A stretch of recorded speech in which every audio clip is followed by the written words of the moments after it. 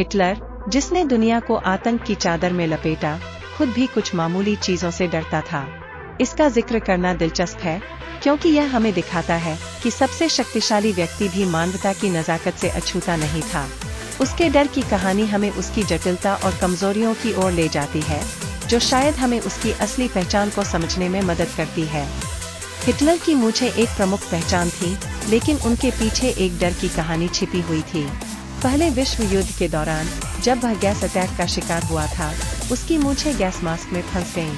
इस अनुचित घटना का सामना करने के बाद उसने अपनी मूंछों को कटवा लिया। यह दिखाता है कि कैसे छोटी छोटी घटनाएं भी किसी के मन में गहरी छाप छोड़ सकती हैं। अधिकांश लोग यह नहीं जानते हैं कि हिटलर एक टैक्स चोर था। 1934 में उसकी सरकार ने उस पर जुर्माना लगाया, लेकिन जल्द ही खुद को टैक्स से मुक्त करवा लिया। यह बात हमें यह समझाने में मदद करती है कि उसने अपने व्यक्तिगत स्वार्थ के लिए कैसे नियमों को अपने हिसाब से मोड़ने की कोशिश की। इस हकीकत के बावजूद उसने कभी चुनाव नहीं जीते, फिर भी नाजी पार्टी के संगठनों के कारण चांसलर बन गया। हिटलर का डर केवल मूंछों या टैक्स से नहीं था, वह बिल्ली, अंधेरे और यहाँ तक कि दाढ़ी कटवाने से भी डरता था। उसे लगता था कि लोग उसे नुकसान पहुँचाने की कोशिश कर रहे हैं। उसके अंधेरे के डर ने उसे सुबह जल्दी सोने पर मजबूर किया। ये बातें उसके अंतर्मन की बेचैनियों को उजागर करती हैं और यह बताती हैं कि एक अत्याचारी भी अपनी सुरक्षा के लिए कितने गहरे नकारात्मकता में जा सकता है। दिलचस्पतः हिटलर का एक ड्रीम होटल भी था।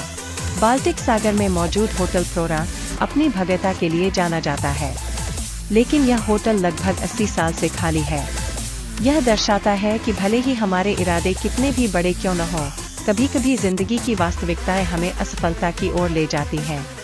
इन सब बातों से यह स्पष्ट होता है कि हिटलर सिर्फ एक क्रूर तानाशाह नहीं, बल्कि एक व्यक्ति था जिसकी कमजोरियों ने उसे भी प्रभावित किया। हिटलर के जीवन की ये मामूली बातें हमें दिखाती हैं कि हर बड़े आदमी की एक अदृश्य डर होती है, जो कभी कभी उसे उसके सबसे बड़े इरादों से भी रोक देती है।